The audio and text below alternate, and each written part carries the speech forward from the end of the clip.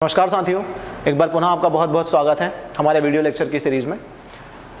जैसा कि आप जानते हैं, NSCS कम्प्लीटली जो डेडिकेटेड है MPPSC को, हम अपनी लेक्चर सीरीज को कंटिन्यू लगातार कर रहे हैं, जिसमें आपको हमारे उसमें डिस्क्रिप्शन में दिख रहा होगा कि जो हमारा लेक्चर है वो लेक्चर हमारी पॉलिटी की सीरीज़ का अगला लेक्चर होने वाला है।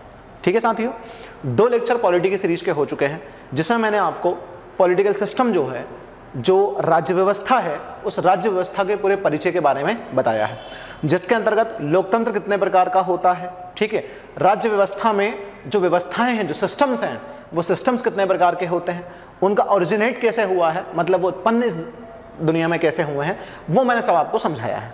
तो लगभग जो बेसिक चीज़ें हैं पॉलिटी से रिलेटेड, वो काफ़ी कुछ पिछले 2 लेक्चर्स में आपने देखी होंगी। अब MPPSC के मेंस के सेकंड पेपर के सिलेबस का जो फर्स्ट टॉपिक आपका है पार्ट ए का, वो हमारा है भारतीय संविधान।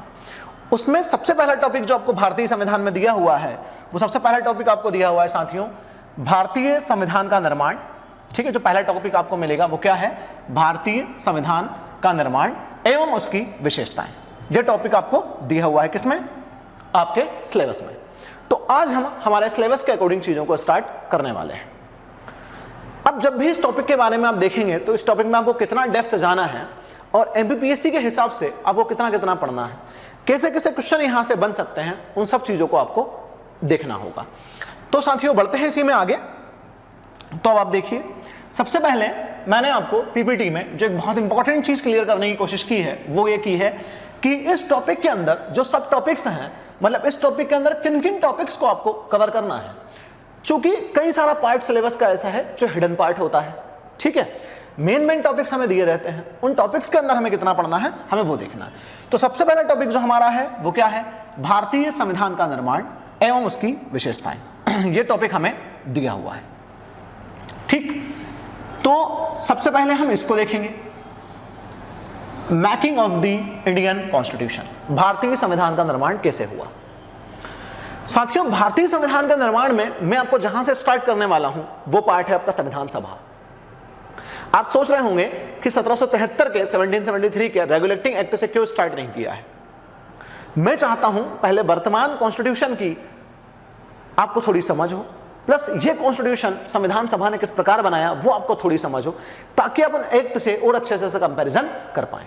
तो मैं थोड़ा सा इसको अलग तरीके से लेकर चलने वाला हूं, लेकिन ऐसा नहीं है कि 1773 का रेगुलेटिंग एक्ट, 1784 का पिट्स इंडिया एक्ट, ठीक है, 1813 चार्टर एक्ट, 1833 का अगेन चार्टर एक्ट और 1853 का फिर से चार्टर एक्ट, फिर 1857 के रिवॉल्ट के बाद में, क्रांति के बाद में जो 1858 का भारत शासन अधिनियम जो है, ठीक है, जो 1861 का अधिनियम है, जो 1909 का मॉर्लेमेंटो एक्ट है, या 1919 का 1919 का जो मॉन्टेगो चेम्सफोर्ड एक्ट है, या 1935 का जो भारत शासन अधिनियम है, वो सब हम नहीं पढ़ेंगे। ऐसा बिल्कुल नहीं है, वो सब भी हम पढ़ेंगे, लेकिन हम पहले इस पर महत्वपूर्ण बात करेंगे। तो आपको मेनली जो इसमें देखना है भारतीय संविधान के निर्माण में एवं उसकी विशेषताओं में, तो मैं इसको 2 टॉपिक्स में बांटकर आपको पढ़ाऊंगा। हम विशेषताएं अलग से स्टडी करेंगे और हम the making of the Indian constitution, भारतीय संविधान का निर्माण अलग से स्टडी करेंगे। तो सबसे पहला टॉपिक आपका है भारतीय संविधान का निर्माण। इसमें जो फर्स्ट टॉपिक आपको दिया हुआ है वो फर्स्ट टॉपिक है भारतीय संविधान का निर्माण की पृष्ठभूमि। ठीक है, सबसे पहले हम जिस चीज को देखेंगे वो क्या है, पृष्ठभूमि है, कि पृष्ठभूमि कैसे बनी, कैसे संविधान सभा का निर्माण हुआ। क्योंकि भारतीय संविधान के निर्माण में सबसे इंपॉर्टेंट चीज है संविधान सभा। ठीक है, क्योंकि जो हमारा कॉन्स्टिट्यूशन बनाया है, जो हमारा संविधान बनाया है, वो कॉन्स्टिट्यूएंट असेंबली ने बनाया है। तो सबसे पहले इसकी पृष्ठभूमि को देखना है। Next, making of the constituent assembly, फिर संविधान सभा का गठन कैसे हुआ, संविधान सभा कैसे बनी, हमें वो देखना है। इसके बाद में according to cabinet mission plan, cabinet mission plan के अनुसार क्या चीजें हुई, हमें वो देखना है। ठीक है, कि कैबिनेट मिशन के अनुसार क्या चीजें बदली, कैसे चीजें हुई हैं, उन सब चीजों को हमें समझना है। इसके बाद में proceedings of the constituent assembly, संविधान सभा की जो कार्यविधि है उस कार्यविधि को भी हमें देखना है यहाँ पर। ठीक है, जो संविधान सभा की कार्यविधि है कि संविधान सभा की कार्यविधि कैसे बढ़ी आगे, संविधान सभा ने किन किन चीजों को कब कब पास किया, कौन सा रेजोल्यूशन कब आया, क्या हुआ, इन सब चीजों को भी आपको देखना है। तो सिलेबस में इसके अंदर आपको सब टॉपिक समझ में आ रहे होंगे। सबसे पहले हमें बैकग्राउंड देखना है, फिर making of the constituent assembly, संविधान सभा का गठन देखना है, अकॉर्डिंग टू कैबिनेट मिशन योजना के अनुसार, मतलब कैबिनेट मिशन योजना के अनुसार क्या चीजें हुई वो आपको देखना है। इसके बाद में proceedings of the constituent assembly, संविधान सभा की कार्यविधि, ये भी आपको देखना है। ठीक साथियों, तो साथियों बढ़ते हैं इसी में आगे। अगले हमारे सब टॉपिक्स कौन कौन से होने वाले हैं वो मैं आपको और बता देता हूं। उसके बाद हम बैकग्राउंड से चीजों को स्टार्ट करने वाले हैं। हम पूरा बैकग्राउंड समझेंगे और सारी चीजों को स्टार्टिंग से पूरा करेंगे। इसके बाद देखिए, इसी के बाद आपको इसी में कवर करना है ऑब्जेक्टिव रेजोल्यूशन, उद्देश्य प्रस्ताव, कि संविधान सभा में जो उद्देश्य प्रस्ताव आया वो उद्देश्य प्रस्ताव कैसा था, उसका नेचर कैसा था, और उसमें क्या क्या महत्वपूर्ण बातें लिखी हुई थी। इसके बाद आपको देखना है change introduced by the Indian independence act 1947, भारतीय स्वतंत्रता अधिनियम 1947 द्वारा हुए जो परिवर्तन है वो भी आपको पूरे के पूरे समझने हैं। संविधान सभा की संविधान निर्माण से संबंधित जो कार्य समितियां हैं, जो वर्किंग कमिटीज हैं, उन वर्किंग कमिटीज को भी साथियों आपको देखना है कि वर्किंग कमिटीज कौन कौन सी रही हैं, उन वर्किंग कमिटीज के चेयरमैन कौन कौन रहे हैं, ताकि आपके 3 नंबर और प्रीलिम्स के हिसाब से भी चीजें कवर हो जाए। और सबसे लास्ट में आपको देखना है प्रारूप समिति, ड्राफ्टिंग कमेटी। ठीक है, कि ड्राफ्टिंग कमेटी कब बनी, ड्राफ्टिंग कमेटी क्यों बनी, ड्राफ्टिंग कमेटी के कौन चेयरमैन थे, और उन चेयरमैन के साथ साथ ड्राफ्टिंग कमेटी में और अन्य सदस्य कौन कौन थे। ठीक है साथियों, तो ये आपके सामने पूरा सिलेबस है। इस सिलेबस के अंतर्गत आपको मेनली संविधान सभा और संविधान के निर्माण को कवर करना है। ठीक है साथियों, बढ़ते हैं अब आगे। तो देखिए, सबसे पहले हम आते हैं बैकग्राउंड पर। तो सबसे पहली इंपॉर्टेंट बात तो यह है कि अगर आप मॉडर्न इंडिया को देखेंगे या मॉडर्न इंडिया को अगर आप पढ़ेंगे तो मॉडर्न इंडिया में कुछ महत्वपूर्ण चीजें आप पढ़ेंगे। वो महत्वपूर्ण चीजें आप क्या पढ़ेंगे मैं थोड़ा सा आपको बताता हूं आपके सामने, उसके बाद हम इसकी पृष्ठभूमि को देखते हैं। क्योंकि भारतीय संविधान अगर बना तो भारतीय संविधान किसी एक दिन की समझ या एक साल की समझ का परिणाम नहीं था, बल्कि भारतीय संविधान को बनाने में कई पिछले वर्षों का अनुभव जो था वो काउंट था। हमारे जितने भी संविधान सभा के सदस्य थे वो, और जिनका इनडायरेक्टली उसमें योगदान रहा है, उन सभी के लिए जो सारी के सारी जो प्राचीन इतिहास, मध्यकालीन इतिहास, जो आधुनिक भारत की जो इतिहास की जो सारी की सारी एक एक्सपीरियंस, अनुभव जो हम कह सकते हैं, उन्होंने जो सीखा था उसी को उन्होंने कहीं ना कहीं हमारी संविधान सभा में निचोड़ के साथ डाल दिया था और हमारे अच्छे संविधान का निर्माण किया था। तभी आप देख पाएंगे कि भारत का संविधान दुनिया के बहुत बेहतर संविधानों में आता है। और दुनिया का इतना बेहतरीन संविधान कैसे बना है, तो मैंने फिर से रिपीट कर रहा हूं कि वो एक दिन का परिणाम नहीं था, उसको बनाने में काफी लंबा समय लगा होगा। तो देखिए साथियों, जहां से हमें स्टार्ट करनी है मॉडर्न इंडिया में, वो चीजें क्या है। जब हमारा स्वतंत्रता आंदोलन चल रहा था तो स्वतंत्रता आंदोलन की पृष्ठभूमि में भी हमारे कुछ मूल्य जुड़े हुए थे, हमारी कुछ वैल्यूज जुड़ी हुई थी। और वो वैल्यूज क्या थी? वो वैल्यूज ये थी कि हमारे यहां पर लोगों को उचित प्रकार से मौलिक अधिकार मिले, लोगों को लोक कल्याणकारी राज्य की जो है राज्य मिले, मतलब दैट मीन सरकार उनकी ऐसी हो कि सरकार अपनी प्रजा का, मतलब अपने लोगों का बहुत उचित तरीके से ध्यान रखे। संविधान लोगों को केंद्र में रखकर बनाया जाए। दैट मीन्स ये है कि संविधान लोगों के लिए हो। ये मैं छोटी छोटी सी बातें आपको बता रहा हूं कि जो इनका बेस रही है। ठीक है, तो मॉडर्न इंडिया में हम स्वतंत्रता आंदोलन को देखते हैं तो हमें स्वतंत्रता आंदोलन के कई सारे मूल्य मिलते हैं, और हमारा जो संविधान है उन मूल्यों को बेस बनाकर ही बनाया गया है। तो पृष्ठभूमि में साथियों सबसे महत्वपूर्ण बात जो है वो ये है कि हमें हमारे स्वतंत्रता आंदोलन के कुछ मूल्यों के बारे में इंफॉर्मेशन होनी चाहिए कि जो स्वतंत्रता आंदोलन के मूल्य थे वो क्या थे। तो स्वतंत्रता आंदोलन के मूल्य में सबसे महत्वपूर्ण चीजें जो हम मानते हैं वो हम क्या मानते हैं? हमारे लोगों का अधिकार, मतलब उनके मानव अधिकार उनको मिले, लोक कल्याणकारी राज्य उनको मिले। दैट मीन्स ये है कि स्टेट ऐसा हो जो लोगों का शोषण ना करे। ठीक है, उनके मौलिक अधिकारों का शोषण ना करे, उनका आर्थिक शोषण ना करे, हमारे लोगों को आर्थिक समानता मिले। ठीक है, उन्हें राजनीतिक समानता मिले, उन्हें सामाजिक समानता मिले, मतलब कि social equality, political equality, economical equality, ये सब चीजें उनको मिले। चूंकि ब्रिटिश शासन का जो हमारा अनुभव रहा है वो बहुत ही कड़वा अनुभव रहा है, और उस अनुभव ने ही हमें बहुत सारी चीजें सिखाई भी थी कि हमें भविष्य में हमारा संविधान इस प्रकार का रखना है ताकि हमारे यहाँ पर जो प्रजातंत्र है, जो लोकतांत्रिक शासन है, बहुत अच्छे तरीके से चल पाए। और साथियों, ये भारत के संविधान का ही कमाल है और बहुत अच्छे संविधान का ही कमाल है कि आज भी भारत में लोकतंत्र जीवित है। ठीक है, कई लोग आरोप लगाते हैं वर्तमान की स्थितियों को देखते हो कि ऐसा है वैसा, सारी चीजें अब वो आपके ऊपर है। आप मैं यहाँ पर लोकतंत्र की सारी विशेषताएं मैंने पिछले लेक्चर्स में बताई भी थी और मैं और भी कुछ चीजें बताने वाला हूँ, तो वो आप डिसाइड करें कि देश की स्थिति क्या है और उसमें क्या और सुधार किए जा सकते हैं और किन चीज़ों को लेकर और ज़्यादा सोचा जा सकता है, वो आपके ऊपर डिपेंड रहेगा। क्योंकि मैं चाहता हूँ अपने ओपिनियन से उन चीज़ों में आप दें या बनाने की कोशिश करें। तो ये सब जो चीज़ें हैं, ये कहीं ना कहीं बहुत इंपॉर्टेंट मूल्य रहे हैं हमारे स्वतंत्रता आंदोलन के। और भी काफ़ी सारे मूल्य हैं, जैसे कि मैंने ये बोला लोकतंत्र, गणराज्य, सॉवरेनिटी मतलब कि संप्रभुता, ये सब के सब जो मूल्य हैं कहाँ से निकल कर आए हैं? ये सारे के सारे मूल्य निकल कर आए हैं राष्ट्रीय आंदोलन से। और इन्हीं मूल्यों को आधार बनाकर हमें संविधान बनाना था। ठीक है, और संविधान कब बनता? इन मूल्यों पर आधारित संविधान जब हमें पूर्ण तरीके से स्वराज मिल जाता, तब हमारा संविधान इन मूल्यों पर आधारित बनता। तो संविधान कैसा हो, संविधान कैसे बने, तो उसके लिए क्या चाहिए? उसके लिए सबसे पहले इंपॉर्टेंट चीज चाहिए एक संविधान सभा। ठीक साथियों, तो सबसे पहले हम किसके बारे में देखेंगे? संविधान सभा के बारे में। तो सबसे पहले संविधान सभा का जो विचार था, संविधान सभा का विचार, सबसे पहले संविधान सभा का विचार दिया गया एम.एन. रॉय द्वारा। किसके द्वारा दिया गया साथियों? एम.एन. रॉय। और कब दिया गया? 1934 में, 1934 में संविधान सभा के गठन का, निर्माण का सबसे पहले जो विचार दिया गया वो एम.एन. रॉय द्वारा दिया गया। और सन 1934 में ही जो स्वराज पार्टी थी, स्वराज पार्टी ने एक संविधान सभा के गठन की मांग रख दी। स्वराज पार्टी ने संविधान सभा के गठन की मांग रखी। सभा के गठन की मांग किसके सामने रखी? ब्रिटिशर्स के सामने। तो साथियों, यहां से बैकग्राउंड आपको बनाना है, क्योंकि एमपीपीएससी कुछ फैक्चुअल क्वेश्चंस भी करता है। तो उन फैक्चुअल क्वेश्चंस के लिए मैं कोशिश करूंगा कि आपके फैक्ट्स और फैक्ट्स के साथ आपके कॉन्सेप्ट्स दोनों बनते चलें, क्योंकि एमपीपीएससी फैक्ट्स के साथ साथ कॉन्सेप्ट्स पर भी जाता है, प्रीलिम्स में भी जाता है और मेंस में भी जाता है।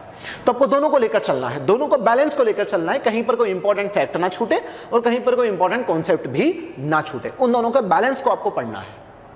तो फैक्ट्स की अगर हम बात करते हैं तो संविधान सभा का विचार सबसे पहले किसने दिया? एम.एन. रॉय, 1934। 1934 में ही स्वराज पार्टी ने संविधान सभा के गठन की मांग की। किससे? ब्रिटिश सरकार से। ठीक है साथियों, इसके जस्ट बाद जैसे हम आगे बढ़ते हैं तो इसी मांग को उठाते हुए 1938 के आसपास इंडियन नेशनल कांग्रेस ने भी इसमें पार्टिसिपेशन दिखाया और 1938 में सबसे इंपॉर्टेंट जो काम किया नेहरू जी ने, इन्होंने मांग की वयस्क मताधिकार की। ठीक है साथियों, किसकी मांग की इन्होंने? वयस्क मताधिकार, एडल्ट सफरेज। ठीक है, इसकी इन्होंने डिमांड की कि भारत के लोगों को एडल्ट सफरेज मिलना चाहिए, वयस्क मताधिकार मिलना चाहिए, लेकिन उनकी संविधान सभा बननी चाहिए और उस संविधान सभा के लिए वयस्क मताधिकार होना चाहिए, क्योंकि संविधान सभा जो है उसका काम रहेगा भारत का संविधान का निर्माण करना। और भारत के संविधान के निर्माण के लिए सबसे इंपॉर्टेंट चीज जो रहेगी वो रहेगी भारत के लोगों को केंद्र में रखा जाए, भारत के लोगों को ध्यान में रखा जाए और उनके लिए उस संविधान का निर्माण किया जाए। क्लियर है साथियों? तो नेहरू जी ने वयस्क मताधिकार की डिमांड रखी 1938 में और इस मांग को, यहां सब चीजें कनेक्ट करिएगा प्लीज, इस मांग को ब्रिटिशर्स ने स्वीकार किया। इस मांग को स्वीकार किया गया और इस मांग को स्वीकार करके 1940 में, 1940 में इस मांग को स्वीकार करके भारत में आया अगस्त प्रस्ताव। ठीक है साथियों, कौन सा प्रस्ताव आया? अगस्त प्रस्ताव आया और अगस्त प्रस्ताव में इस मांग को माना गया, लेकिन ये बहुत ज्यादा सफल नहीं हो पाया। ठीक है, इज दैट क्लियर? तो आप देखिए कि अगस्त प्रस्ताव कब आया? 1940। और अगस्त प्रस्ताव में किस मांग को माना गया था? अगस्त प्रस्ताव में नेहरू जी ने वयस्क मताधिकार की मांग की थी। किसके लिए? संविधान सभा के लिए। और संविधान सभा के गठन की जो बात की थी उस बात को 1940 के अगस्त प्रस्ताव के माध्यम से माना गया। लेकिन वयस्क मताधिकार उस प्रकार से नहीं जिस प्रकार से मांग कर रहे थे, उन्होंने थोड़ा सा अलग तरीके से उसको एक्सेप्ट किया था, लेकिन उतना आपको जाना नहीं है। आप सिर्फ इतना ध्यान रखिए इसमें कि वयस्क मताधिकार की जो मांग की थी किसने की थी? नेहरू जी ने। अगस्त प्रस्ताव कब आया? अगस्त प्रस्ताव आया 1940 में, 1940 में। कुछ इश्यूज ऐसे हैं जो आपकी मॉडर्न इंडिया के लेक्चर्स के साथ वहां पर भी डेप्थ में डिस्कशन करेंगे। यहां पर बैकग्राउंड में जितनी कुछ इंपॉर्टेंट चीजें हैं बस वही मैं आपको यहां पर बताने वाला हूं। अब आप देखिए साथियों, सबसे इंपॉर्टेंट चीज, अगस्त प्रस्ताव के बाद 1942 में 1942 में भारत में क्रिप्स मिशन आया। कौन लेकर आए? Stafford Cripps. ठीक है, स्टेफर्ड क्रिप्स के नेतृत्व में भारत में क्रिप्स मिशन 1942 में आया, जिसने भारत में संविधान सभा के गठन की बात की। किसकी बात की? संविधान सभा के गठन की बात की। ठीक है, मतलब भारतीय संविधान के निर्माण के लिए संविधान सभा के गठन की बात और भारतीय संविधान का निर्माण। मेन उद्देश्य इसका यह था कि ये क्या चाह रहा था कि भारतीय संविधान का निर्माण हम करा दें। इसने making of the Indian constitution की बात की। लेकिन क्या हुआ? क्रिप्स मिशन जैसे आया और जब इसने ये सब चीजें की तो कहीं ना कहीं क्रिप्स मिशन बहुत ज्यादा सफल नहीं हो पाया, चूंकि 1940 से ही मुस्लिम लीग की मांग चल रही थी पृथक पाकिस्तान की। ठीक है, मुस्लिम लीग की मांग कौन सी थी? पृथक पाकिस्तान। वो अलग पाकिस्तान बनाना चाह रहे थे। दैट मींस वो दो डोमिनियन बनाना चाह रहे थे, भारत और पाकिस्तान। ये उनकी मांग चल रही थी। इस मांग को लेकर उन्होंने इस चीज को भी ठुकरा दिया। आप सोच रहे होंगे कि अंग्रेजों ने ये चीजें क्यों स्टार्ट की, इतने सीधे कब से हो गए थे वो, मतलब चीजें क्यों हुई होंगी, कैसे हुई होंगी। अब आपको ये लग रहा होगा कि उन्होंने सब चीजें स्टार्ट क्यों कर दी। कहीं ना कहीं वो तो इतना अच्छे थे नहीं कि इन सब चीजों को हमें इतनी आसानी से दे देते हैं, लेकिन उन्होंने इतनी आसानी से दिया तो इतनी आसानी से क्यों दिया होगा, उसके पीछे कुछ तो रीजन रहे होंगे। ठीक है, तो देखिए सबसे इंपॉर्टेंट चीज क्या हुई। सबसे इंपॉर्टेंट चीज यहां पर जो है वो ये है कि सॉरी थोड़ा सा चश्मे का इशू हुआ, उसके लिए क्षमा चाहेंगे। तो देखिए आगे इसी में मुस्लिम लीग ने इस प्रस्ताव को क्या कर दिया? ठुकरा दिया। क्यों?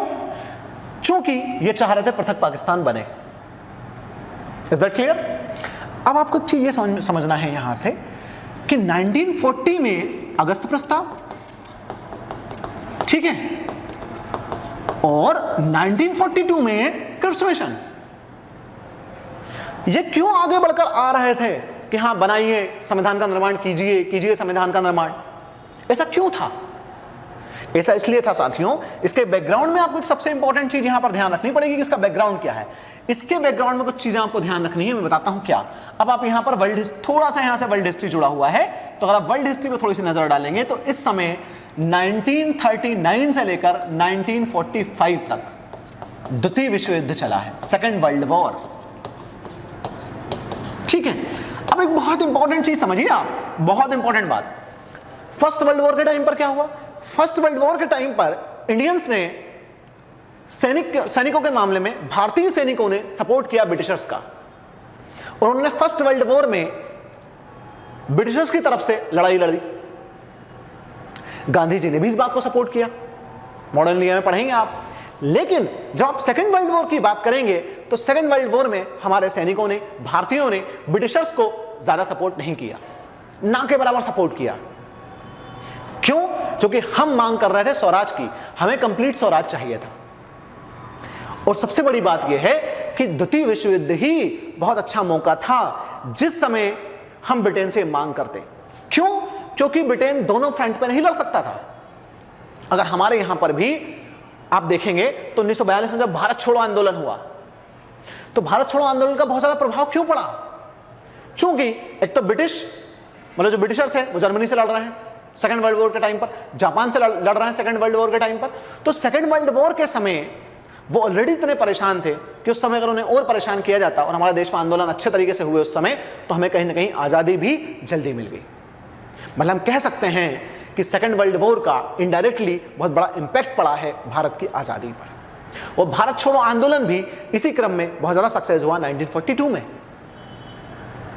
ठीक, और 1942 में एक इंपॉर्टेंट बात समझिए। अब आप 1942 में गांधी जी ने नारा दिया, करो या मरो। दैट मीन्स गांधी जी, ये अंग्रेजों से गांधी जी क्या बोल रहे हैं जब गांधी जी की शरण में अंग्रेज जा रहे हैं कि आपके लोग हमें सपोर्ट नहीं कर रहे हैं, आपके लोग निरंतर मतलब हमारे यहाँ हमारा जो माहौल है वो खराब कर रहे हैं और हिंसा का सहारा भी ले रहे हैं। तो गांधी जी ने डायरेक्टली लेकिन इनडायरेक्टली उनको एक बात समझाई कि अहिंसा जो है वो एक सीमा तक ठीक है, लेकिन अब पानी सर से ऊपर जा चुका है, तो लोग जो हैं वो करो या मरो की स्थिति में है। तो गांधी जी ने डायरेक्टली हिंसा को सपोर्ट नहीं किया, लेकिन आप इंपॉर्टेंटली क्या चीज देखेंगे, उन्होंने नारा दिया करो या मरो। इस बात का मतलब क्या है? इस बात का सीधा सा मतलब है कि आपको आपकी आजादी के लिए स्वयं लड़ना पड़ेगा।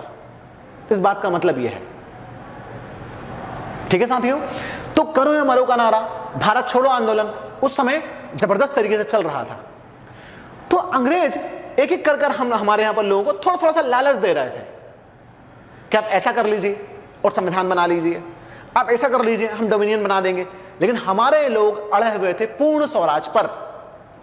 ठीक है, कि हमें सवर्जन नेशन चाहिए, हमें संप्रभु राष्ट्र चाहिए, और हमें हमारी संविधान सभा भी संप्रभु चाहिए, सवर्जन चाहिए, जिसके पास अपने पूरे अधिकार रहें, जो अपनी स्थितियों के अनुसार, जो अपनी परिस्थितियों के अनुसार और अपने हिसाब से अपने देश का संविधान बना सके, और उस संविधान के निर्माण में हमारे ही देश के लोगों का बहुत इंपॉर्टेंट योगदान रहे। ये हमारे देश के लोग चाहते थे। तो बैकग्राउंड की बातें समझ में आई हैं आपको कि सेकेंड वर्ल्ड वॉर की वजह से, और सेकेंड वर्ल्ड वॉर चल रहा था उसकी वजह से, और भारत छोड़ो आंदोलन के प्रभाव की वजह से ब्रिटिशर्स जो है वो थोड़ा थोड़ा सा लालच हमें दे रहे थे साथियों। तो इसी बीच में क्रिप्स मिशन आ गया था। अब क्रिप्स मिशन क्यों अस्वीकार कर दिया गया आपको अच्छे से पता है। ध्यान रहे, क्रिप्स मिशन से क्वेश्चन आपको 3 मार्कर्स में मेंस में आ सकता है। अगर मानते हैं कि क्रिप्स मिशन से क्वेश्चन 3 मार्क्स में मेंस में आया तो कितना लिखेंगे? थोड़ा सा एक एग्जांपल लेते हैं। क्या लिखेंगे कि क्रिप्स मिशन भारत कब आया? 1942 में। पहली बात तो ये।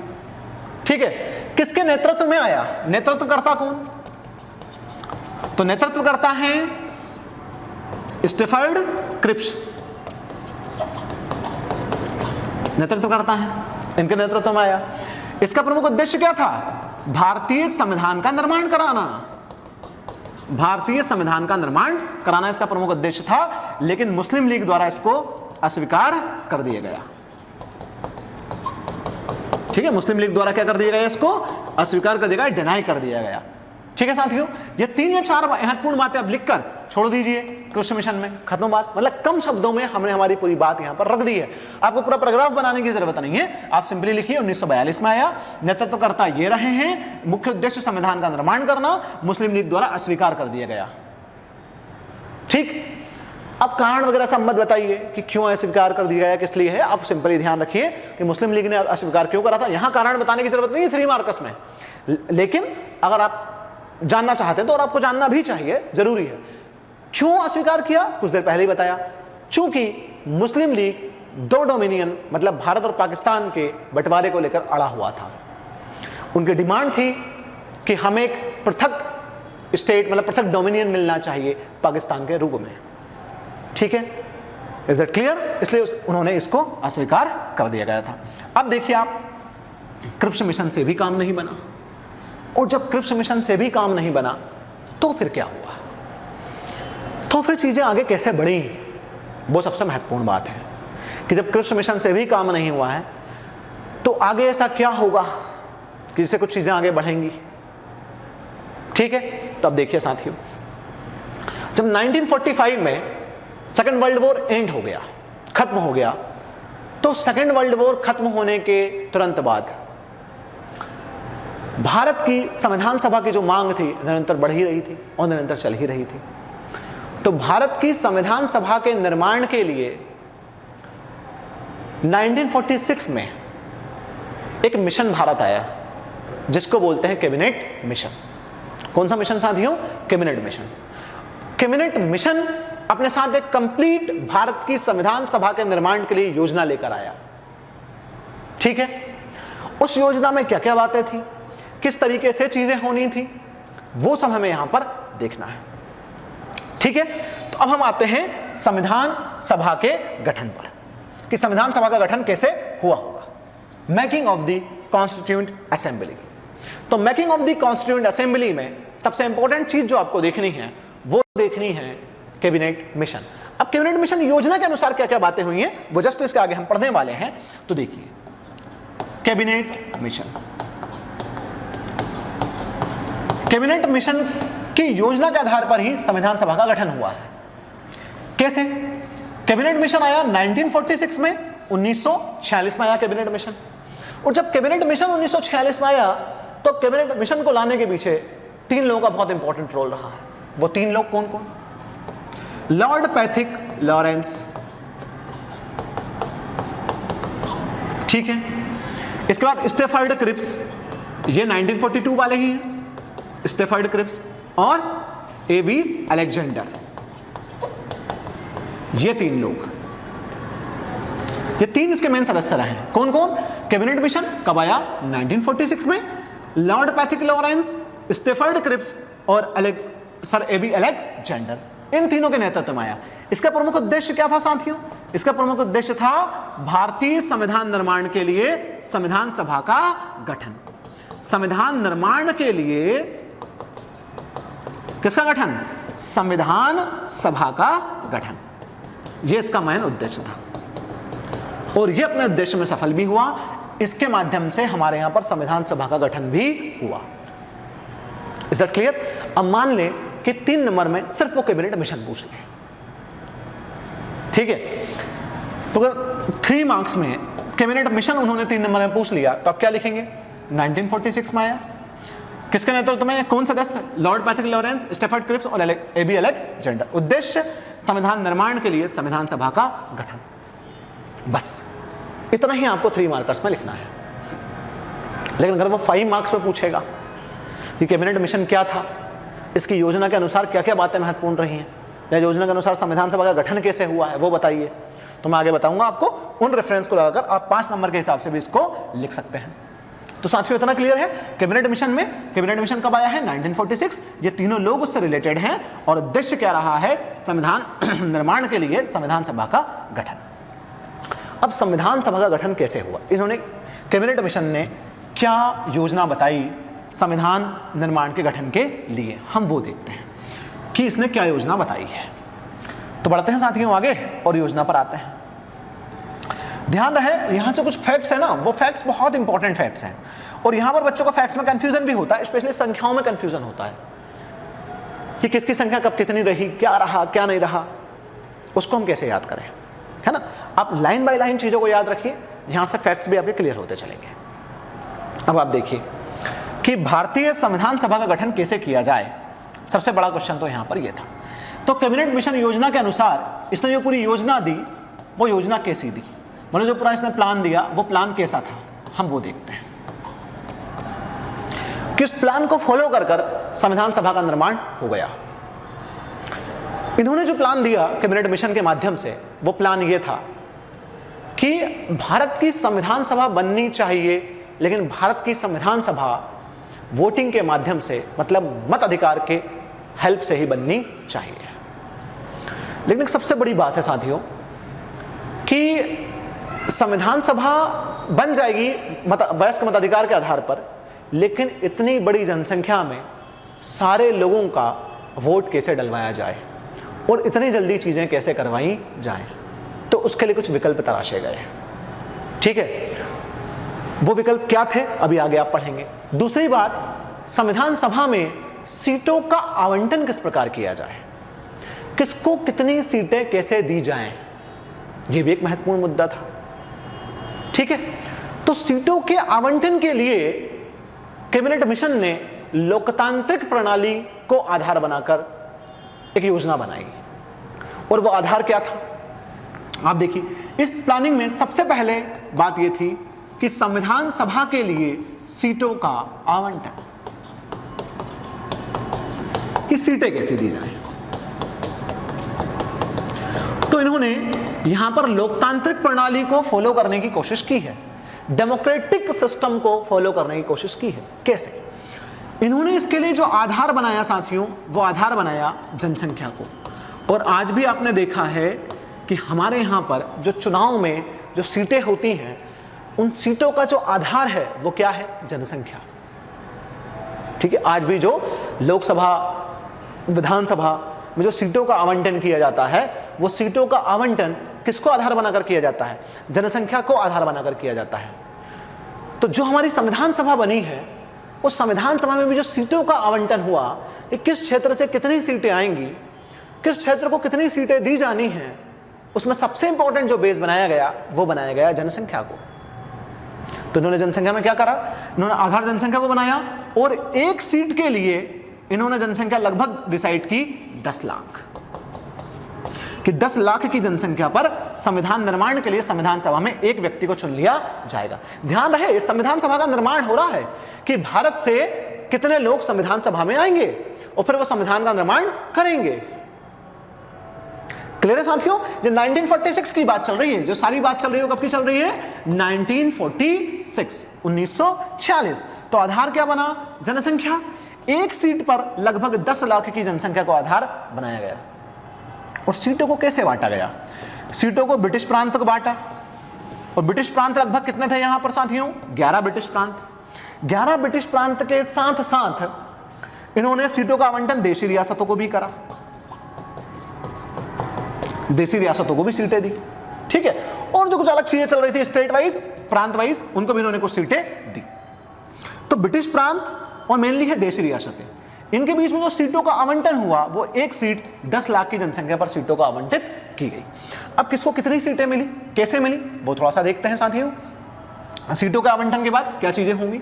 तो जब सारा का सारा सिनेरियो देखा गया और सीटों का आवंटन किया गया तो सीटें लगभग लगभग निकल कर आई 389 टोटल, कि इतनी ऑल ओवर इंडिया को मिलाकर। ध्यान रहे, पाकिस्तान अलग नहीं हुआ है, इंडिया और पाकिस्तान दोनों को मिलाकर बात चल रही है, क्योंकि पाकिस्तान अलग कब होगा? 1947 में। और ये बात कब की चल रही है? ये बात चल रही है 1946 में, संविधान सभा के निर्माण की, ठीक है। अब आप देखिए इसी में जब 389 सीटें कंप्लीट हो गई तो फिर यहां से बंटवारा हुआ। इन 3 नंबर्स बहुत इंपॉर्टेंट हैं, क्योंकि आप एमपीपीएससी की तैयारी कर रहे हैं, उस नंबर्स आपको ध्यान रखना है। और लाइन बाय लाइन आप हायरार्की मेंटेन करिए, आपको नंबर्स को याद रखने में ज्यादा दिक्कत नहीं होगी। और सबसे इंपॉर्टेंट चीज है, चीजों का बैकग्राउंड अगर आपको पता होगा तो आप आसानी से नंबर्स को ध्यान रख पाएंगे। तो यहां से 296 सीटें दी गई ब्रिटिश प्रांत, ब्रिटिश प्रांत, ठीक है। अब ब्रिटिश प्रांत में क्या, इन 296 में से, और ध्यान है इन 296 सीटों पर चुनाव होना था। 296 सीटों पर क्या होगा? चुनाव। ध्यान रहे, इन 296 सीटों पर चुनाव होगा साथियों, मतलब कि इलेक्शन होगा। अब इलेक्शन में कौन पार्टिसिपेट करेगा आगे आएगा। इसके जस्ट बाद कितनी सीटें बची हुई हैं? तो इसके जस्ट बाद जो 93 सीटें बची हैं, 93 सीटें, ये 93 सीटें दी गई देशी रियासतों को। किसको दी गई? देशी रियासतों को। और ध्यान रहे, देशी रियासतों से चुनाव नहीं होंगे, देशी रियासतों को यह अधिकार दिया गया कि जो देशी रियासतों के प्रमुख हैं, मतलब यहां पर जो राजा हैं देशी रियासतों में और जो इनके प्रमुख हैं, वो प्रमुख अपनी किसी भी एक कैंडिडेट को चुनकर संविधान सभा में भेज देंगे। मतलब यहां पर किसी प्रकार का कोई इलेक्शन नहीं होगा। This is very important line.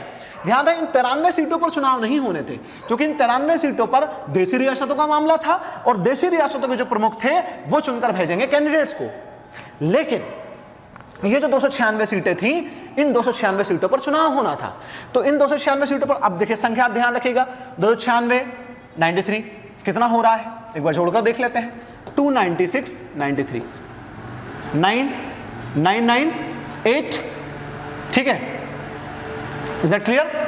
और यहां पर 3, तो 389, मतलब टोटल नंबर्स हो गए हमारे 389, मतलब हमारा आंकड़ा बिल्कुल सही है।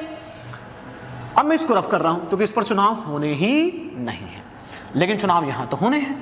और यहां चुनाव होते हैं तो सीधे सीधे 292 सीटें आएंगी, 11 ब्रिटिश प्रांत जो सीधे सीधे ब्रिटिश के हैंडओवर थे।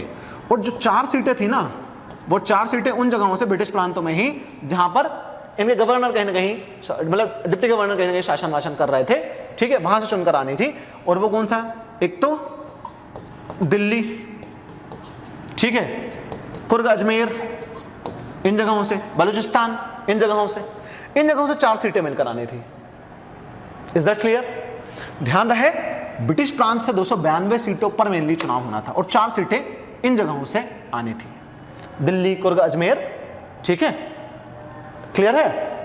बढ़ते हैं आगे। तो साथियों आप देख रहे होंगे कि 296 सीटों पर इलेक्शन होगा। अब इन 296 सीटों पर इलेक्शन होगा, तो 296 सीटों पर इलेक्शन कैसे होगा, किसको कितनी सीटें मिलेंगी, क्या होगा क्या नहीं होगा वो हम थोड़ा सा देखते हैं अब आगे। ध्यान रहे 93 सीटों पर चुनाव नहीं होगा, क्योंकि 93 सीटें मिली हैं देसी रियासतों को, और देसी रियासतों के प्रमुख ही उन सीटों पर अपने लोगों को चुनकर भेजेंगे। चुनाव होने हैं 296 सीटों पर। अब चुनाव कैसे होंगे? तो 1946 में ही इन 296 सीटों पर चुनाव हुआ, ठीक है।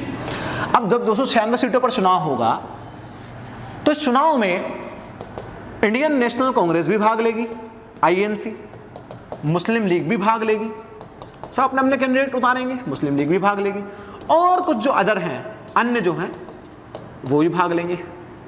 3 हैं, 3 कैटेगरी में डिवाइड करना है, ठीक है, जिनको आप निर्दलीय बोलते हैं आजकल।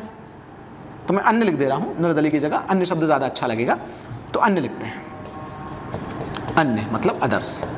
अब देखिए, अब इंडियन नेशनल कांग्रेस को कितनी सीटें मिली, मुस्लिम लीग को कितनी सीटें मिली, और अन्य को कितनी सीटें मिली, ये सब बहुत इंपॉर्टेंट बात है। ध्यान रहे 93 तो फिक्स है देसी रियासतों से, 296 पर वोटिंग होनी है। अब 296 पर वोटिंग कैसे होगी? This is very important question in front of you. तो जो 296 पर इलेक्शन हुआ, जुलाई अगस्त 1946 में इलेक्शन हुआ। कब इलेक्शन हुआ? जुलाई अगस्त 1946। तो इंडियन नेशनल कांग्रेस ने जीती 208 सीटें, ठीक है। मुस्लिम लीग ने जीती 73 सीटें, और 15 सीटें जीती अन्य ने। आंकड़ा सही है नहीं, एक बार देख लेते हैं। 208, 73 और 15 कितना हो रहा? 8 3 11 और 5 16, 6 7 और 1 8 और 1 9 और ये 296। मैं बहुत गहराई से बात आपको समझाने की कोशिश कर रहा हूं। मतलब 296 सीटें कंप्लीट हो गई, दैट मीन्स हमारा आंकड़ा सही है। 208 यहां, 73 यहां और 15 यहां। नंबर्स ध्यान रखिएगा। अब ये चुनाव हुआ। अब सबसे इंपॉर्टेंट क्वेश्चन जो आपके सामने अराइज होता है वो ये कि सर इलेक्शन तो हुआ, बट इलेक्शन कैसे हुआ? सबसे महत्वपूर्ण क्वेश्चन ये है। ये सारे फैक्ट्स की कहानी है। अब हम आते हैं कॉन्सेप्ट की कहानी पर कि इलेक्शन हुआ तो कैसे हुआ। इलेक्शन का मेन बेस क्या था? किस चीज को इलेक्शन का बेस बनाया गया? सीटों का आवंटन किया गया, सीटों के आवंटन में किन बातों का विशेष ध्यान रखा गया? ये सबसे महत्वपूर्ण बात है, ठीक है। तो अब आप देखिए कि इलेक्शन कैसे हुआ और क्या क्या चीजें हुई। तो साथियों, सबसे महत्वपूर्ण बात यहां पर जो है वो ये है कि हमारी संविधान सभा में 2 बातें आपको ध्यान रखनी है कि हमारी संविधान सभा आंशिक निर्वाचित थी, मतलब आधी इलेक्टेड थी, ठीक है, और आंशिक नामांकित थी। सॉरी, आंशिक निर्वाचित और आंशिक नामांकित। आंशिक निर्वाचित मतलब कुछ सदस्यों को निर्वाचित किया गया था, इलेक्शन लड़ा गया था उन सदस्यों ने। जैसे आपने देखा 296 इलेक्शन से होकर आए। आपने देखा 93 को देशी रियासतों के राजाओं ने चुनकर भेज दिया सीधे सीधे, उन पर चुनाव नहीं हुए। तो ये बोल सकते हैं कि आंशिक निर्वाचित और आंशिक नामांकित, मतलब निर्वाचित भी थी और नामांकित भी थी, दोनों बातों का समावेश करा गया था उसमें। क्यों? क्योंकि ये वक्त की डिमांड थी। सबसे बड़ी बात ये है। अब सेकंड इंपॉर्टेंट बात समझिए कि जब चुनाव हुआ तो उस चुनाव में 3 चीजें बनाई गई, मुस्लिम, सिख और हिंदू, ठीक है। मतलब सामान्य, हम सामान्य मानते हैं उसको, हिंदू ना बोलते, सामान्य बोलेंगे। मुस्लिम, सिख और सामान्य, मतलब कुछ जगहों पर जो डिमांड उठ रही थी अलग अलग कम्युनिटी को लेकर, तो इन्होंने कुछ जो सीटें थी वो दे दी मुस्लिम, मतलब मुस्लिमों के लिए रिजर्व कर दी, कुछ सिख के लिए रिजर्व कर दी, और कुछ रिजर्व करी सामान्य के लिए। और सामान्य में किनको रखा? सामान्य में रखा मुस्लिम और सिख को छोड़कर। यहां मैं लिखूं सामान्य में कौन? भाई मुस्लिम और सिख के लिए अलग हमने कर दिया, तो मुस्लिम और सिख को छोड़कर जो भी कम्युनिटी बची थी वो सब किसमें आ जाती? सामान्य में। दैट मीन्स हिंदू, ईसाई, बौद्ध, ये सब किसमें आएंगे? सामान्य में। तो ये 3 कैटेगरी इन्होंने बनाई। आप सोच रहे होंगे ये तो बंटवारे जैसी स्थिति, 3 कैटेगरी क्यों बनाई? क्योंकि इनकी भी डिमांड चल रही थी, इनकी भी डिमांड चल रही थी। तो सबको सेटिस्फाई करने के लिए कुछ सीटें रिजर्व कर दी गई कुछ स्पेशल कम्युनिटी के लिए। जहां उन कम्युनिटी की संख्या ज्यादा थी वहां पर उन कम्युनिटी के लोग ही चुनकर आने वाले थे। अब ये बहुत बड़ी बात है, इस बात का मेन इंपॉर्टेंट सार क्या निकालना है वो समझिए। सबसे इंपॉर्टेंट सार ये है कि भारत के संविधान की संविधान सभा में जो लोग चुनकर आए थे वो लोग सीधे सीधे वयस्क मताधिकार के आधार पर चुनकर नहीं आए थे, बल्कि वयस्क मताधिकार के आधार पर तो नहीं चुनकर आए, लेकिन जहां जहां चुनाव हुए वहां जो स्पेशल जो कम्युनिटीज थे उन कम्युनिटी से स्पेशल पर्सन्स को ले लिया गया, मतलब लोगों को चुन लिया गया। इन लोगों ने वोटिंग की और इन लोगों की वोटिंग के आधार पर इस कम्युनिटी की तरफ से एक प्रतिनिधि कहां चला गया, संविधान सभा में चला गया। फिर से सुनिए, वयस्क मताधिकार के आधार पर कराना संभव नहीं था, तो जो भी कम्युनिटी थी उन कम्युनिटी से एक स्पेशल व्यक्ति को चुना गया और उन स्पेशल व्यक्तियों ने वोटिंग की और उन्होंने एक प्रतिनिधि को चुनकर संविधान सभा में भेज दिया। इस आधार पर हम कह सकते हैं कि भारत के संविधान निर्माण की जो संविधान सभा थी उस संविधान सभा में लगभग सभी कम्युनिटी के लोग थे। सभी कम्युनिटी के लोगों से मतलब हिंदू, मुस्लिम, सिख, ईसाई, ठीक है। इसके साथ साथ जातियों में भी अगर आप देखेंगे तो उच्च जाति और निम्न जाति इनका भी ध्यान रखा गया और कुछ जो सदस्य थे वो निम्न जातियों का प्रतिनिधित्व करने के लिए भी वहां पर आए। हालांकि कम थे क्योंकि उस समय कम्युनिटीज में पढ़े लिखे सदस्यों की संख्या भी थोड़ी सी कम ही हुआ करती थी, इसलिए। तो संविधान सभा में लगभग सारी कम्युनिटी, सारे समुदायों का हमें प्रतिनिधित्व मतलब रिप्रेजेंटेशन देखने के लिए मिलता है। दैट मीन्स हमारी संविधान सभा ने सारे समुदायों को लेकर चली। इसका मतलब यह है कि हमारी संविधान सभा ने उस समय भी गणतंत्र और डेमोक्रेसी का बहुत ज्यादा ध्यान रखा है, ठीक है। संविधान निर्माण चूंकि पूरे देश की जनता के लिए होना था, पूरे देश के लोगों के लिए होना था, पूरे देश के लोगों को केंद्र में रखकर होना था, इसलिए हमारी संविधान सभा ने लगभग सभी कम्युनिटी से लोगों को उठाया ताकि सारी कम्युनिटी की आवाज जो है वो संविधान सभा में बुलंद हो सके और सारे मुद्दों पर बहुत अच्छे तरीके से चर्चा हो सके और एक बेहतर संविधान का निर्माण किया जा सके। अब संविधान सभा में जो चुनाव हुआ उन चुनाव में दो चीजें अपनाई गई, दो प्रणाली अपनाई गई। वो चुनाव में दो प्रणाली क्या, वो प्रणाली ये कि एक तो सिंगल ट्रांसफरेबल वोट का सिस्टम, आगे जब आप पूरा पढ़ेंगे राष्ट्रपति चुनाव वगैरह जब पूरा पढ़ाऊंगा मैं तो वहां पर यह आएगा सिंगल ट्रांसफरेबल वोट का सिस्टम। एकल संक्रमणीय मत प्रणाली, ये दो चीजें अपनाई गई, एक तो ये एकल संक्रमणीय एकल हस्तांतरणीय मत प्रणाली और दूसरा प्रोपोर्शनल रिप्रेजेंटेटिव सिस्टम मतलब अनुपातिक प्रतिनिधित्व की प्रणाली। हिंदी में ध्यान रखिएगा, सिंगल ट्रांसफरेबल वोट का सिस्टम दैट मींस एकल संक्रमणीय मत प्रणाली, proportional representative system that means अनुपातिक प्रतिनिधित्व प्रणाली। इन दोनों प्रणालियों को बेस बनाकर हमारे संविधान की जो संविधान सभा थी उस संविधान सभा के लिए चुनाव कराए गए। तो क्लियर है साथियों, संविधान सभा का चुनाव कैसे हुआ, फिर से सुनिए। संविधान सभा आधी निर्वाचित आधी मनोनीत, ठीक है, मतलब आंशिक कह सकते हो लेकिन एग्जैक्ट तो नहीं क्योंकि ज्यादा तो निर्वाचित थी।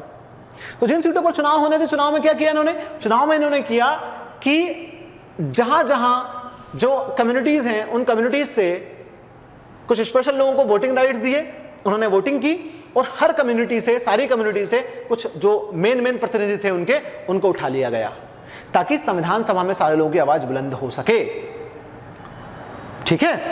और उसका रिजल्ट क्या निकला, उसका रिजल्ट ये निकला कि 208 सीटें इंडियन नेशनल कांग्रेस को मिली, 73 सीटें मुस्लिम लीग को मिली, 15 सीटें अन्य को मिली और 93 सीटें ऑलरेडी रिजर्व थी किसके लिए, देशी रियासतों के लिए। तो 296 सीटों का जो चुनाव हुआ वो समझ में आया, चुनाव का आधार इन दोनों को रखा गया। Is that clear.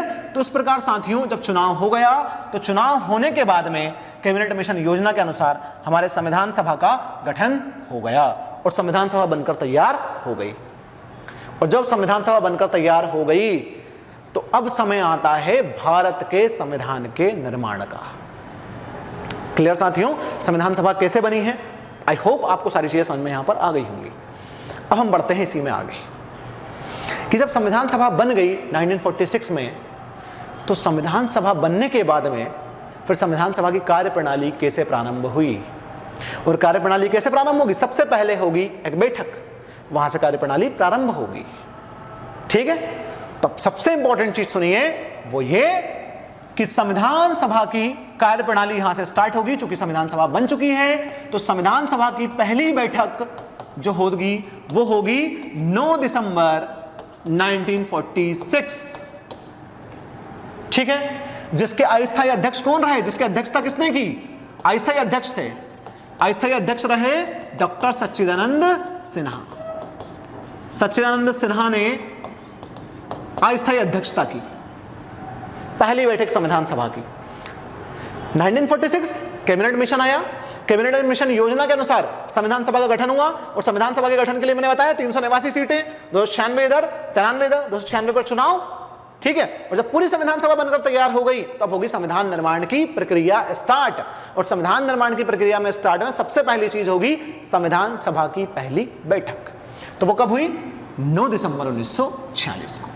अस्थायी अध्यक्ष कौन रहे, सच्चिदानंद सिन्हा। ठीक है, अब इसकी दूसरी बैठक, तो संविधान सभा की दूसरी बैठक होती है साथियों 11 दिसंबर 1946 को, 1946। ठीक है, 11 दिसंबर 1946 में। अब क्या होगा, अब यह होगा कि अस्थायी अध्यक्ष से तो काम चलेगा नहीं, तो यहां पर कुछ लोगों की नियुक्ति की गई। संविधान सभा ने सबसे पहले स्थायी अध्यक्ष चुना और यहां पर स्थायी अध्यक्ष के रूप में चुने गए डॉक्टर राजेंद्र प्रसाद जी। ये हो गए स्थायी अध्यक्ष।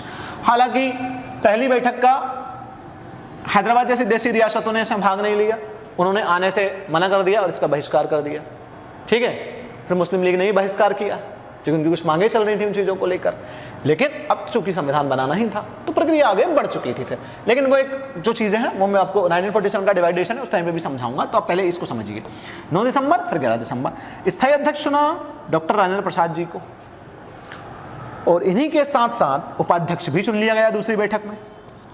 और उपाध्यक्ष किसको बनाया गया, H.C. मुखर्जी।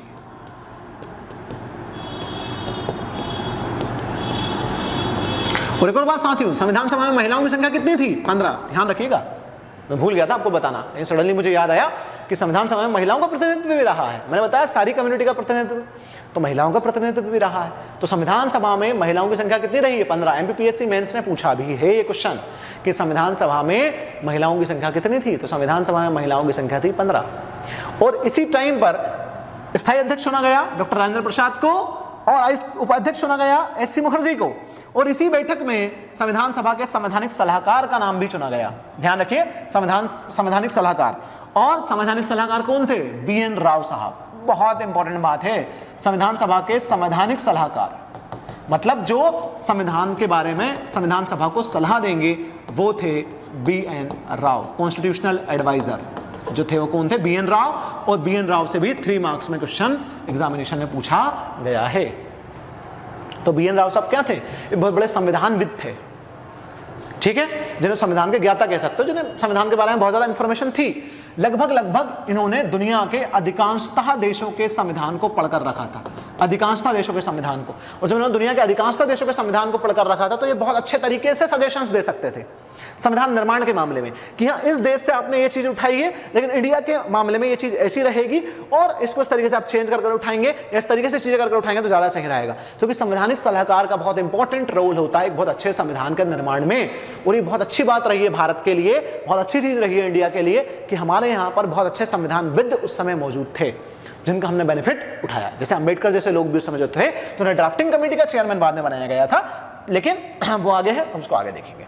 तो देखिए 11 दिसंबर को क्या हुआ, स्थायी अध्यक्ष डॉक्टर राजेंद्र प्रसाद, उपाध्यक्ष H.C. मुखर्जी, और थर्ड इंपॉर्टेंट चीज संवैधानिक सलाहकार की नियुक्ति की गई वो है BN राव साहब। इज दैट क्लियर साथियों? इसके बाद तीसरी बैठक होती है 13 दिसंबर 1946, 1946, 13 दिसंबर 1946 और 13 दिसंबर को जवाहरलाल नेहरू, ठीक है, 13 दिसंबर को जवाहरलाल नेहरू हमारी संविधान सभा के समक्ष या संविधान सभा के सामने, अब देखिए आप हायरार्की मेंटेन करिए, बहुत ज्यादा रटने की जरूरत नहीं है कि भैया पहले संविधान सभा बनी, फिर संविधान सभा बनी तो संविधान सभा की बैठक स्टार्ट हुई, अब जब बैठक स्टार्ट होगी तो लोगों को चुना जाएगा कि कौन अध्यक्षता करेगा, कौन उपाध्यक्ष रहेगा, कौन सलाहकार रहेगा। जैसे वर्तमान समय में, जब वर्तमान समय में आप संसद को देखते हैं, संसद की कार्यप्रणाली देखते हैं, तो जब 5 साल के बाद चुनाव होते हैं तो संसद में सबसे पहले प्रधानमंत्री जी शपथ लेते हैं, उनके साथ साथ अन्य मंत्री, उनके सारे के सारे MLA और जितने भी संसद के मेंबर्स हैं वो सारे लोग शपथ लेते हैं। उन्हीं के साथ साथ हमारी संसद में जैसे लोकसभा है तो लोकसभा में एक अध्यक्ष को चुना जाता है, ठीक है। जैसे अभी ओम बिरला लोकसभा के अध्यक्ष हैं, वो उसकी अध्यक्षता करते हैं, उसकी पूरी कार्यवाही को मेंटेन करते हैं। ऐसे ही संविधान सभा रही थी। तो जब सारी चीज़ें अब हो गई तो सबसे पहली इंपॉर्टेंट चीज़ कि संविधान सभा में जो अगली बात आएगी वो क्या आएगी कि हमें जो संविधान बनाना है वो संविधान कैसा होगा। दैट मीन्स अब यहां से एक इंपॉर्टेंट चीज निकालिए। जैसे आप PSC की तैयारी करने लगे हैं या स्टार्ट में PSC की तैयारी कर रहे हैं, सबसे पहले आप किस चीज को देखेंगे? सबसे पहले आप देखेंगे सिलेबस को और उसके साथ साथ ओल्ड क्वेश्चन पेपर्स को। क्यों? ताकि सिलेबस और ओल्ड क्वेश्चन पेपर से आपको एक आइडिया लगे कि मुझे अपनी तैयारी किस दिशा में करनी है। इसी तरीके से संविधान सभा के सामने था। संविधान सभा ने एक सिलेबस रखा और सिलेबस रखा उद्देश्य प्रस्ताव के रूप में कि हमारी संविधान सभा के ये उद्देश्य रहेंगे, इतने इतने उद्देश्य हैं। और हमारा ओल्ड सिलेबस क्या है? स्वतंत्रता आंदोलन के मूल्य। मतलब जो हमारे उद्देश्य हैं, हमारे उद्देश्य स्वतंत्रता आंदोलन के मूल्यों पर आधारित उद्देश्य होंगे। तो उद्देश्य प्रस्ताव कौन लेकर आया? जवाहरलाल नेहरू। तो जवाहरलाल नेहरू ने संविधान सभा के सामने उद्देश्य प्रस्ताव रखा, ऑब्जेक्टिव रेजोल्यूशन रखा। और उद्देश्य प्रस्ताव कब रखा? उद्देश्य प्रस्ताव इन्होंने रखा 13 दिसंबर 1946 को। जिस उद्देश्य प्रस्ताव में इन्होंने उद्देश्य रखे कि भारतीय संविधान का उद्देश्य क्या होगा और इन उद्देश्यों की पूर्ति को ध्यान में रखते हुए हमें संविधान बनाना है। और यही उद्देश्य प्रस्ताव बाद में हमारा प्रस्तावना बना, संविधान का प्रियम्बल बना। जो वर्तमान में हमारे संविधान में प्रियम्बल है वो इसी उद्देश्य प्रस्ताव पर बेस्ड रहेगा। इज दैट क्लियर साथियों? तो 13 दिसंबर 1946 को जो उद्देश्य प्रस्ताव आया, डेफिनेटली साथियों आपको यहां तक चीजें समझ में आई होंगी। और अगर आपको लगता है कि कुछ और इंपॉर्टेंट पॉइंट्स इसमें ऐड करने हैं तो बिल्कुल आप ऐड कर सकते हैं। लेकिन जो मेरी समझ कहती है MPPSC के सिलेबस के हिसाब से इतनी चीज़ें बहुत इंपॉर्टेंट हैं। ये फैक्ट्स आप ध्यान रखेंगे, इनके पीछे के कॉन्सेप्ट्स आप ध्यान रखेंगे तो आपका काम बन जाएगा, बहुत ज़्यादा दिक्कत आपको नहीं आएगी। ठीक है साथियों? तो हमने ऑब्जेक्टिव रेजोल्यूशन तक बात कर ली है। अब ऑब्जेक्टिव रेजोल्यूशन में क्या था, किस प्रकार की बातें थी, क्या क्या चीज़ें इसमें शामिल थी, उनको हम देखते हैं अगले लेक्चर में। ठीक है साथियों? तो मिलते हैं नेक्स्ट लेक्चर में उद्देश्य प्रस्ताव के साथ, जिसमें वर्तमान प्रियम्बल की भी कुछ बातें मैं आपको बता दूंगा। ठीक है? और जो नेक्स्ट टॉपिक्स हैं इसके वो हम आगे कंटिन्यू करते हैं। ठीक है साथियों? Thank you so much. जय हिंद।